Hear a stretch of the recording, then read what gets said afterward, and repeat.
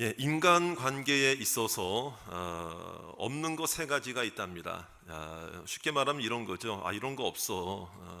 이거 없는 거야. 그렇게 말할 수 있는 것이 세 가지가 있대요. 하나는 뭐냐면 공짜는 없어.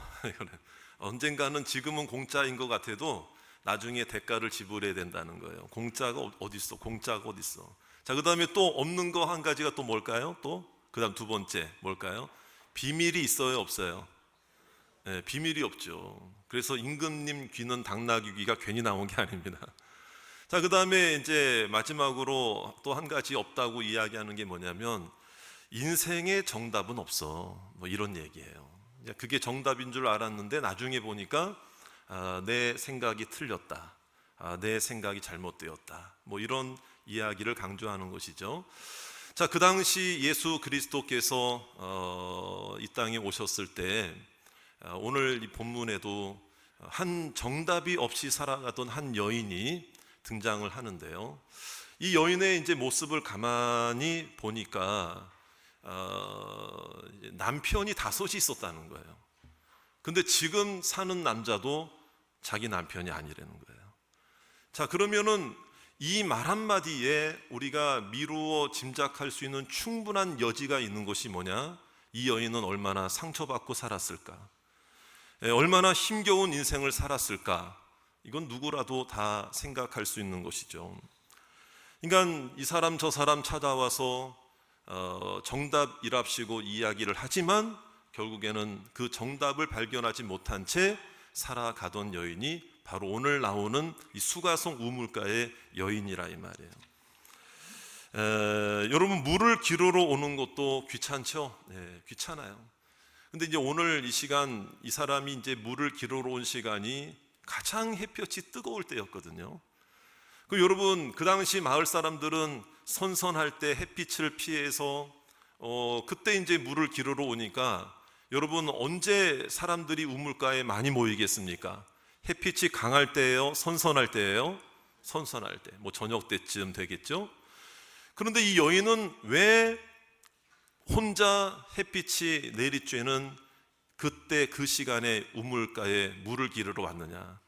여기서 딱 알 수 있는 게 있죠. 그만큼 사람들과의 관계, 마을 사람들인데도 불구하고 단절이에요. 관계 단절, 외면당하고 있다, 이런 얘기죠. 자신감이 없는 거예요. 그래서 이 여인의 이 정답이 없는 이 상황을 몇 가지 단어로 살펴본다면, 자, 상처죠, 상처. 그 다음에 오해, 고독, 단절, 아픔입니다. 자, 여러분, 이런 여인들이 우리 주변에도 있을까요? 없을까요? 여러분, 우리 주변의 삶을, 사람들을 둘러보기 이전에 여러분, 우리에게도 이런 때가 있지 않았겠느냐, 이런 생각도 해보게 돼요. 정말 그 물 한 번 기르러 오는 것도 사람 눈치 봐가면서 해야 되는데 힘들지만 해야 되는 거잖아요. 힘들지만 해야 돼요. 정말 하기 힘든데, 하기 싫은데 해야 되는 거. 그런 삶이 우리 가운데 있을 수 있거든요. 그런 여인의 이 모습, 정답을 구하려고 했는데도 안 되는 거예요. 정답을 얘기해야 한다고 찾아오는 사람마다 오히려 상처를 주는 그런 모습들을 많이 경험했죠. 우리가 가족들끼리도요, 정답만 얘기한다고 위로가 되는 게 아니에요. 물론 정답 중요하죠. 그런데 정답만 얘기한다고 해결되지 않는다는 것을 우리가 잘 알 수 있어요. 위로가 안 되거든요. 저도 이제 그런 경험이 있어요.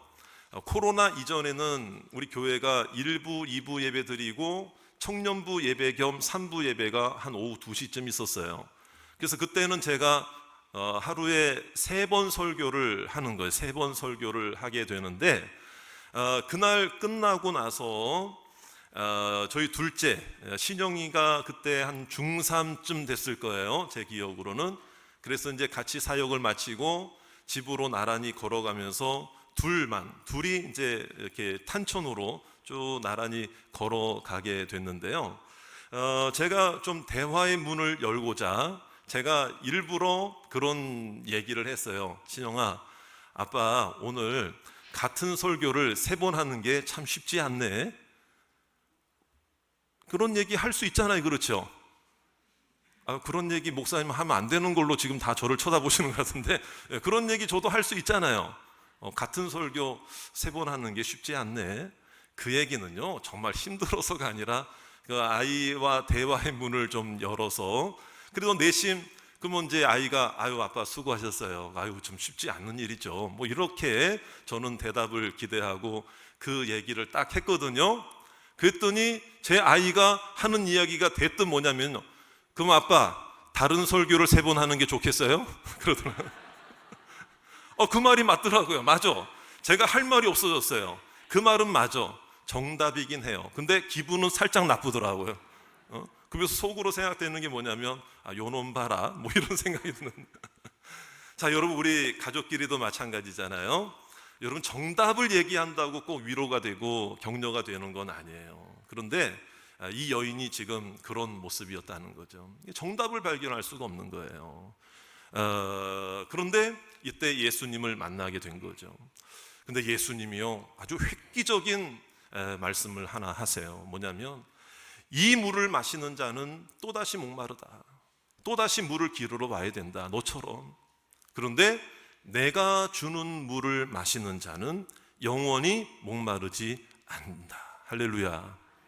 여러분, 예수님이 이 말씀을 딱 하시니까 이 여인의 귀가 얼마나 솔깃해졌겠습니까? 그렇죠? 그러니까 예수님은 생수를 말씀하시는 거예요. 정말 여러분 생각해 보세요. 그 여인의 입장에서는 얼마나 귀가 솔깃해졌겠습니까? 그 생수가 어떤 생수이길래 한 번 먹으면 영원히 목마르지 않는 생수가 이 세상에 또 있을까? 귀가 솔깃해졌겠죠. 과연 예수님이 말씀하신 생수는 어떤 생수일까? 어디서 구하는 것일까? 누가 주시는 것일까? 여러분, 오늘 예수님이 생수를 말씀하셨는데, 혹시라도 이 여인이 그동안 자신에게 정답만을 얘기해 주었던 그 사람들을 생각하면서, 여러분 또 이거 기대했는데 내가 더 실망이 큰 거 아니야? 라고 생각할 수도 있잖아요. 여러분, 과연 이 생수는 어디서 구할 수 있을까? 만약에 여러분들도 이와 같은 이야기를 들었을 때 여러분도 이 생수를 구하고 싶으실 줄로 믿으시기 바랍니다. 여러분, 구하고 싶잖아요. 우리 주변에 이러한 생수가 필요한 자들이 있을까요? 없을까요? 있으니까 여러분, 숨기고 싶어요? 가르쳐주고 싶어요? 가르쳐주고 싶잖아요. 과연 이 생수가 뭘까? 오늘 여러분 그 14절 말씀을 끝까지 읽어야 되거든요. 우리 같이 한번 이 생수가 어떤 생수인가를 한번 찾아서 한번 읽어보겠습니다. 14절 말씀 다 같이 시작. 내가 주는 물을 마시는 자는 영원히 목마르지 아니하리니 내가 주는 물은 그 속에서 영생하도록 솟아나는 샘물이 되리라. 할렐루야. 영적인 생수라 이 말이에요.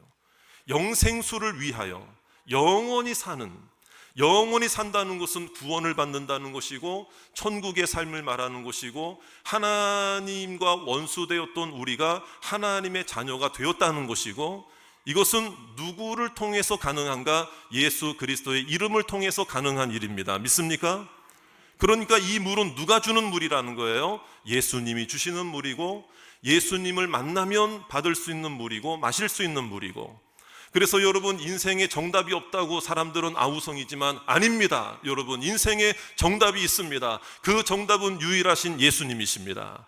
유일한 구원자이신 예수님이십니다. 여러분, 그 사실을 우리가 분명히 알아야 되는 것입니다. 여러분, 오늘 이 여인은 정말 상처와 번민과 영적 고립감, 영적 외로움, 인생의 목마른 갈증. 여러분, 이 여인이 목마른 것은 육신의 목마름이 아니라 이 말이에요. 영적인 괴로움, 영적인 갈증, 영혼의 갈증이었어요. 그렇다면 예수님이 말씀하신 영생을 가져다 주는 이 생수의 의미가 무엇인가? 이 영생의 의미가 무엇인가? 여러분, 우리도 영생을 예수 그리스도 안에서 영생을 받은 줄로 믿으십니까? 영원한 생명 내게 주신 줄로 믿으십니까? 여러분, 그렇다면 그 영생수는 빼앗기지 않을 줄로 믿으시기 바랍니다. 영생은 빼앗기지 않는다.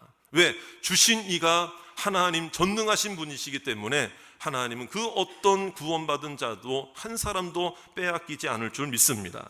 그래서 오늘은요, 이 영생에 대한 몇 구절을 좀 소개를 해드릴 텐데, 먼저 영생이라는 말이 성경에 한 50번 정도가 나와요. 신구약 통틀어서. 그런데 오늘 우리가 읽은 요한복음에만 몇 번이 나오는 줄 아세요? 20번가량이 나와요. 그러니까 요한복음에 굉장히 많은 영생이라는 단어가 쓰여졌는데, 오늘 제가 다 소개를 해드릴 수는 없지만 여러분들이 찬찬히 한번 나중에 성경을 읽으면서 확인을 해 보셔도 좋을 것 같아요. 여러분, 그 중에 우리가 잘 알고 있는 말씀 중에 이런 말씀 있잖아요. 요한복음 3장 16절 잘 아시죠? 하나님이 세상을 이처럼 사랑하사 독생자를 주셨으니 이는 그를 믿는 자마다 멸망치 않고, 자, 무엇을 얻게 하려? 그렇죠. 여기서도 영생이 나오죠. 자, 그래서 제가 이제 몇 가지 또 구절을 또 함께 소개해 드리는데, 요한복음 5장 24절을 보세요. 요한복음 5장 24절, 다 같이 우리 화면을 통해서도 우리 찾으신 성경을 통해서 우리 같이 한번 읽어보도록 하겠습니다. 시작. 내가 진실로 진실로 너희에게 이르노니 내 말을 듣고 또 나 보내신 이를 믿는 자는 영생을 얻었고 심판에 이르지 아니하나니 사망에서 생명으로 옮겼느니라. 할렐루야. 그러니까 영생은 뭐란 얘기예요? 사망에서 생명으로 옮겨졌다는 거예요. 옮겨져질지도 모른다, 옮겨졌으면 좋겠다, 이 얘기가 아니라 이미 예수님을 내 안에 영접한 하나님의 자녀는 사망에서 생명으로 옮겨간 줄 믿습니다. 내 안에는 영생의 믿음 있는 분들에게는, 내 안에 예수님이 있는 분은 이제 사망이 아니에요. 죽음이 나를 주장하는 게 아니라 생명이 나를 주장하고 은혜가 나를 주장하고 하나님의 사랑이 나를 주장하는, 여러분, 새로운 삶으로 바뀐 줄로 믿습니다. 자, 그뿐만이 아니에요. 요한복음 5장 39절. 그러면 여기 영생은 어디에서 얻을 수 있느냐? 이 생수는 어디에서 얻을 수 있느냐? 자, 요한복음 5장 39절 시작. 너희가 성경에서 영생을 얻는 줄 생각하고 성경을 연구하거니와 이 성경이 곧 내게 대하여 증언하는 것이니. 자, 여러분, 성경 말씀 안에 영생이 있는 것을 믿으시기 바랍니다. 말씀대로 깨달으시기를 원합니다. 그런데 많은 사람들이 성경을 연구하기는 해요. 성경을 연구하는 사람들은요, 어떻게 보면 다른 신앙, 다른 우상을 섬기고 다른 신앙, 다른 사상과 철학을 따르는 사람들도 성경 연구하는 사람들이 있어요, 없어요? 문제는 잘못 해석하고 잘못 오용하고 잘못 적용을 하니까 그게 이제 무슨 자유주의 신학이다, 무슨 신학이다, 이렇게 나오는 거잖아요. 여러분, 그런데 여러분, 성경을 연구하는 것에만 그치는 게 아니라 이 성경이 누구에 대한 말씀인가? 바로 예수 그리스도가 우리의 유일한 구원자라는 것을 말씀하는 것이 성경인 줄로 믿습니다. 여기에 영생이 있고 여기에 생명수가 있고 여기에 은총이 있고 구원의 역사가 있는 줄 믿습니다. 자, 요한복음 10장 28절에도 제 설명이 끝날 때까지는 말씀을 띄워주세요.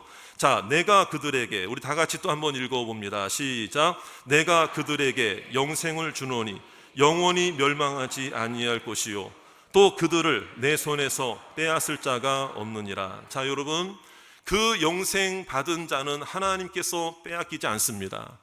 내가 능력이 있어서 그 영생 빼앗기지 않는 게 아니라 주신 하나님이 능력의 하나님이시기 때문에 그 어느 누구에게도 주신 영생을 빼앗기지 않음을 믿으시기 바랍니다. 나를 빼앗기지 않으시고 한 번 구원하신 백성은 하나님께서 끝까지 인도하시고 책임져 주실 줄로 믿습니다. 자, 여러분, 또 요한복음 17장 3절 말씀을 우리 소개해 드릴게요. 자, 그러면 여러분, 이 영생은 누구를 통해 얻느냐 또 나오죠. 자, 우리 또 한번 오늘 같은 말씀이니까 또 한번 읽어볼게요. 다 같이 시작. 영생은 곧 유일하신 참 하나님과 그가 보내신 자 예수 그리스도를 아는 것이다. 여러분, 오늘 예수님을 안다고 할 때 이것은 지식적으로 아는 게 아니라 경험하고 체험하고 받아들이고 영접하고 나의 구원자로 믿고 의지하는 걸 말하는 거예요. 여러분, 오늘 예배드리는 모든 성도님들이 오늘 예수님을 알고 있는 분들임을 믿습니다. 여러분들을 하나님께서 구원해 주신 줄 믿습니다. 영생의 소망을 주신 줄 믿습니다. 자, 그러니까 여러분, 정답은 뭐냐? 정답이신 영생의 주가 되시고 우리의 구원주가 되시는 예수님께 나와야 이 영생을 누릴 수가 있다. 믿습니까? 예수님과 가까이 해야 되고, 이건 다른 말로 예수님을 믿어야 되고 영접해야 되고 나의 구원자로 모셔드려야 하고, 여러분 내 삶이 바뀌어져야 하고, 그렇죠 여러분? 그래서 인생에 있어서 여러분 목마름을 해결하려고 헤매는 사람들이 있어요. 방황하는 인생. 그 다음에 또 하나의 유형은 뭐냐면 힘이 쭉 빠져버린 인생, 힘없는 인생들이 있어요. 축 늘어져서 축. 그러니까 방황하고 축 늘어지고, 그 다음에 또 어떤 인생이 있는가 하면은요, 조급해요. 조급해. 이 생명수, 인생의 목마름이 있다 보니까 조급해지는 거예요. 자, 우리 한번 여러분들도 어떠세요? 우리가 하나님의 자녀가 되었다고 하는 분명한 믿음이 있으면서도 사실은 정말 하기 싫은데 해야 될 일이기 때문에 하다 보니 나 스스로도 생각할 때 힘 빠지고 방황하고 헤매이고 내일이 보이지 않고 힘겨워서 때로는 예배를 드렸다고 이 자리에 나왔지만 기쁨의 감격이 아니라 때로는 절망과 한숨 섞인 눈물을, 또 한심 섞인 외침으로 하나님 앞에 기도하는 우리들의 목마름은 혹시 없는가? 여러분, 우리가 예수님을 믿는 믿음에도 불구하고 그렇다면 예수님을 아직 영접하지 못하고 믿지 않는 우리 주변의 많은 영혼들이 얼마나 지금 방황하고 있고 헤매이고 있고 힘 빠져 있고 축 늘어져 있고 조급해져 있느냐, 이런 걸 또 한번 생각해 보자는 거죠. 여러분, 인생에는 정말 정답이 없을까요? 아닙니다. 여러분, 오직 예수 그리스도 앞에 나오는 자들이 이 영원한 생명수를 얻게 될 줄로 믿습니다. 자, 우리 한번 옆에 있는 분들 한번 쳐다보세요. 한번 약간 좀 눈인사 겸 한번 쳐다보시고요. 어떻게 해요? 너무 쬐러 보지 마세요. 너무 이렇게 부담스럽게 쳐다보지 마시고, 자, 어떠세요? 자, 힘이 있어 보입니까? 힘이 쭉 빠져 보입니까? 자, 우리 한번 이렇게 인사하겠습니다. 힘내세요. 힘내세요. 예, 힘내세요. 힘 좀 내고, 오늘 우리가 하나님만 바라보자, 이 말이에요. 여러분, 이 세상에는 강한 거 세 가지가 있다고 그래요. 그게 뭐냐? 다이아몬드 강하죠. 그 다음에 강철이 강합니다. 그리고 또 하나는 뭐가 강하다고 그래요? 고집이 강하대요. 고집은 하나님 앞에 나올 수 없게 만드는 거예요. 내 고집.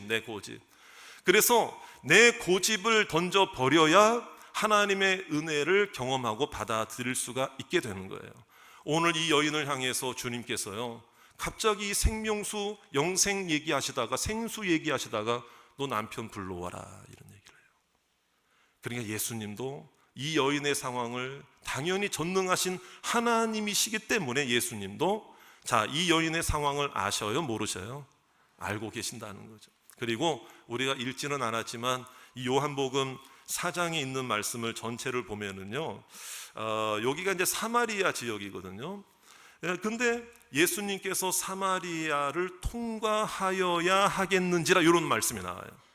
이 얘기는 뭐냐면 어찌 하다 보니 이 길로 들어선 게 아니라 예수님은 일부러 이 여인 한 사람을 만나기 위해서 이 마을을 선택하시고 이 길을 선택하신 줄로 믿습니다. 여러분, 얼마나 감사해요. 여러분들의 인생, 목마른 인생을 주님께서는 돌아가지 않고 지나치지 않고 나를 만나러 오셨다는 거. 할렐루야. 그러니까 이 여인에게는 너무나도 당혹스러운 그 예수님의 질문이에요. 왜 갑자기 남편 얘기를 할까? 여러분, 이 여인에게는 남편에 대한 이야기는 정말 숨기고 싶고 말하고 싶지 않고 드러내고 싶지 않은 이야기일 거란 말이에요.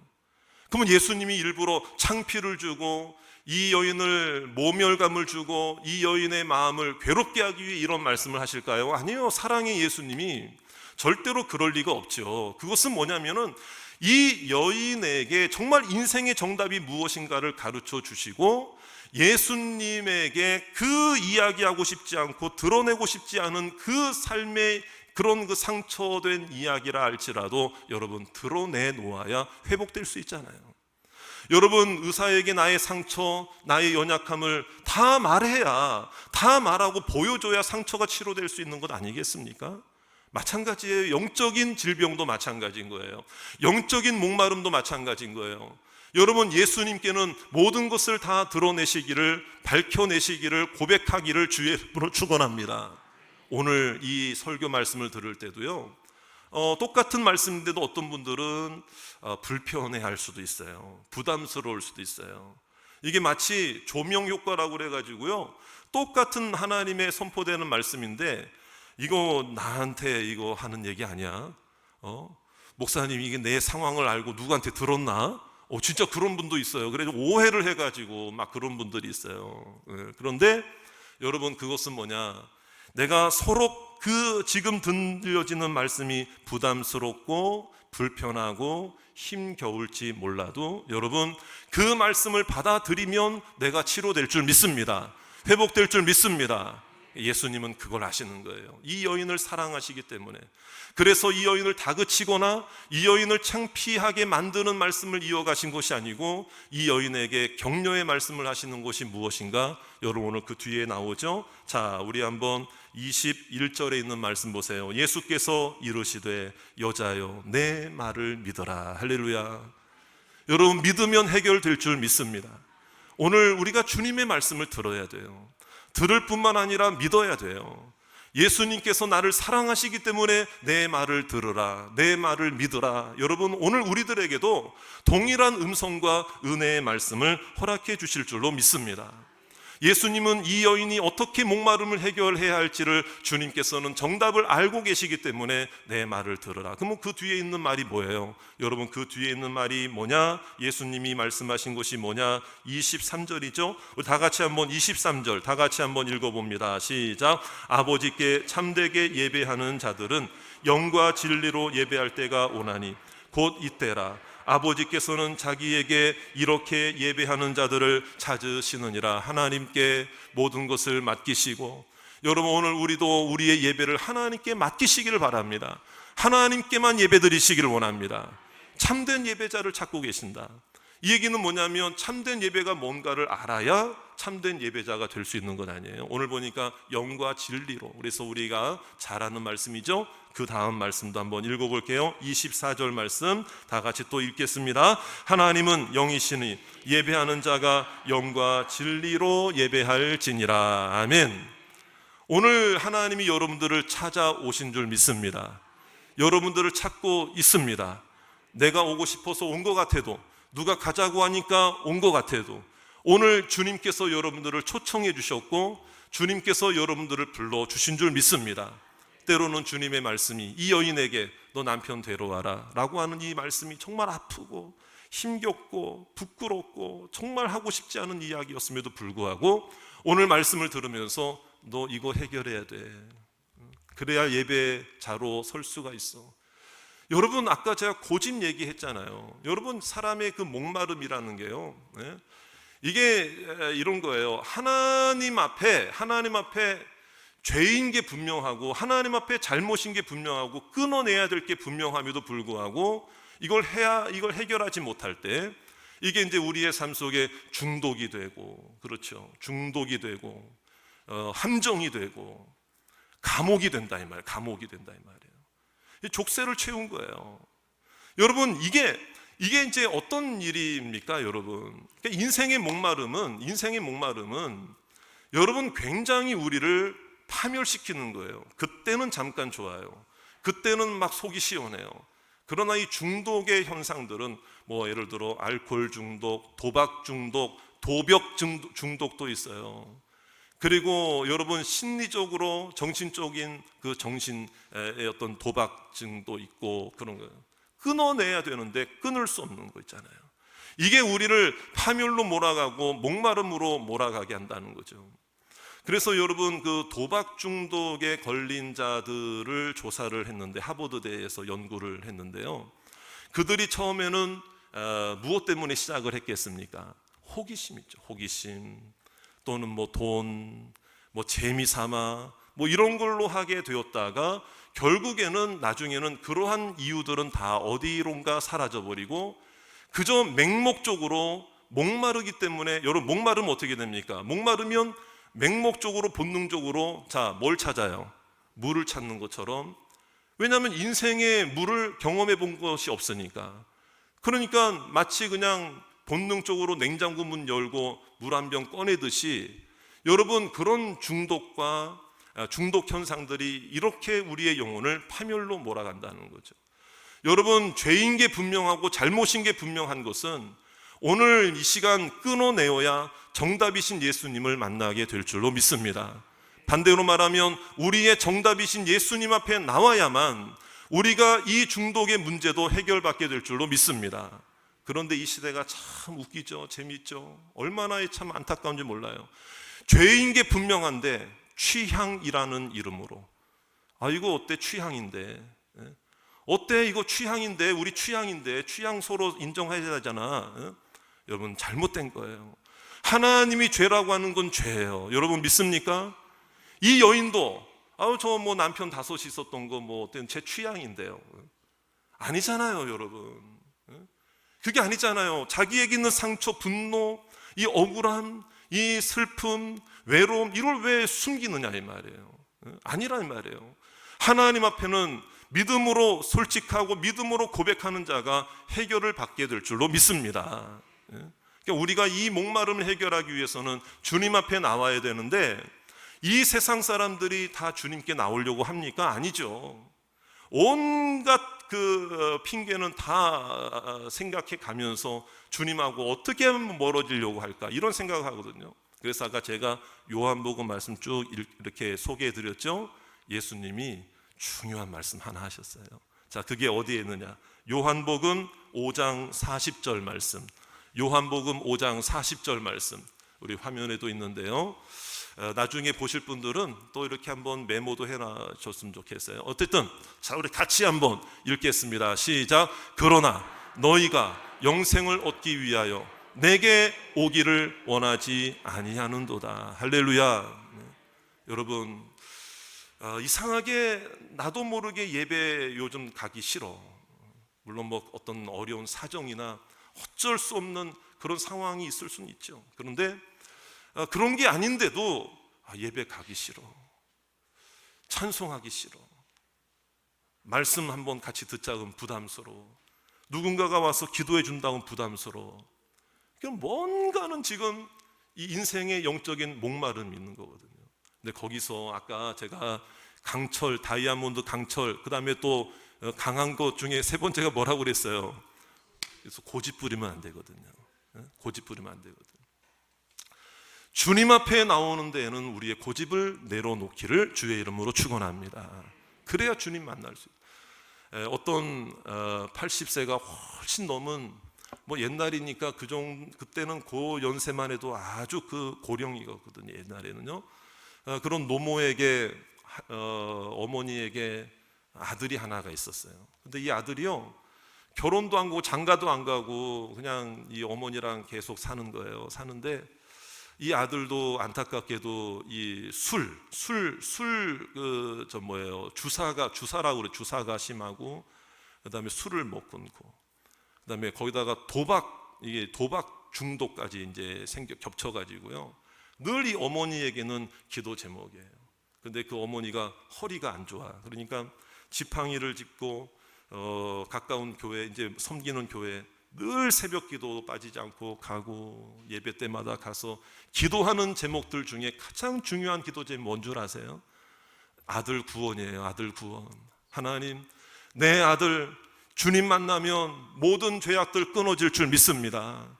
내 자녀의 인생 바뀔 줄 믿습니다. 그러고 이제 계속 기도하는. 그런데 기도만 했겠습니까? 그 어머니가 아들하고 밥 먹을 때마다, 그 아들 만날 때마다 뭐 며칠씩 집을 안 들어오기도 해요. 들어올 때마다 어머니의 그 사랑의 마음으로 너 이러면 안 된다 그러면서도 한마디 책망도 하면서도 이런 또 말도 하죠. 엄마가 너 오늘 새벽에도 너 위해서 기도했어. 야, 교회 가자. 그러면은 이 아들은요, 고집불통이에요. 안 간다고 그러는, 약속 있다고 그러는 거예요. 그런데 이 어머니가 임종을 맡게 되었습니다. 이제 상주는 이 아들 하나밖에 없는 거예요.